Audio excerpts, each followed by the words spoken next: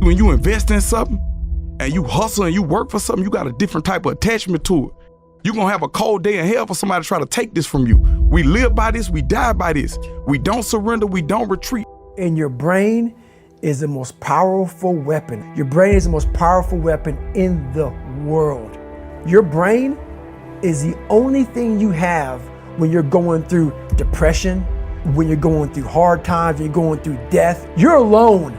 You're alone. You may have a shrink you're going to, you may have a best friend you're going to, but there's 24 hours in a day where you're alone in this brain. And your brain is talking to you in all kinds of ways. And it wants to control you and pull you in these different pockets.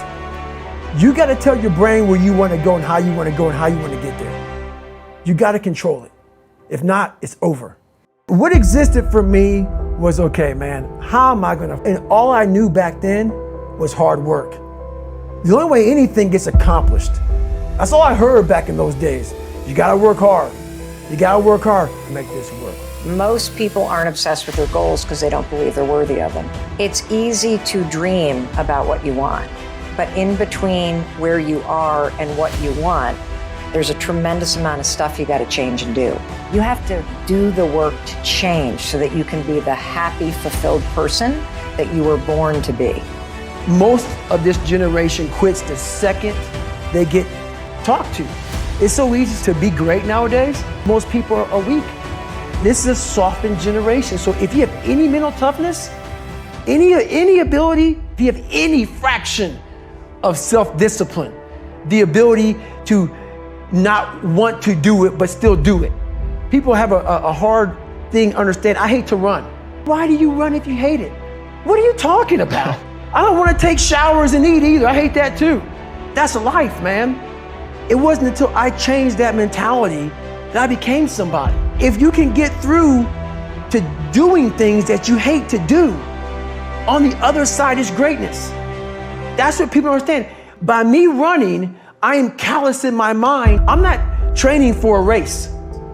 I'm training for life. I'm training my mind and my body and my spirit so it's all one, so I can handle what life is going to throw at me. Because the life I've lived, it throws a whole bunch at you. And if you're not physically and mentally prepared for that, you're just going to crumble and you're good for nobody. And that's why I talk about the warrior mentality. And that's why so many people are lost when I start talking. You have the right. You're lucky that you don't have to think like warriors think. You're very privileged. I chose this world to be a warrior. And I would choose it again if I came back to this world.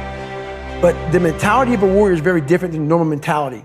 So to be a warrior, why people don't understand me, I'm glad you don't understand me.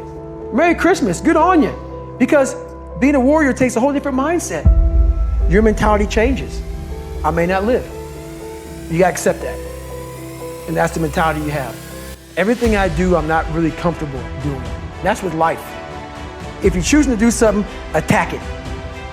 Because they're gonna remember you as not attacking it. So I want to be remembered. You can hate me, but there's one thing you can't say about me. I didn't attack it. So that's the mentality you have. If you're gonna do something, you might as well attack it, because you can do it anyway. The only thing you do for success, there's no discount. It's sweat, it's blood, it's tears.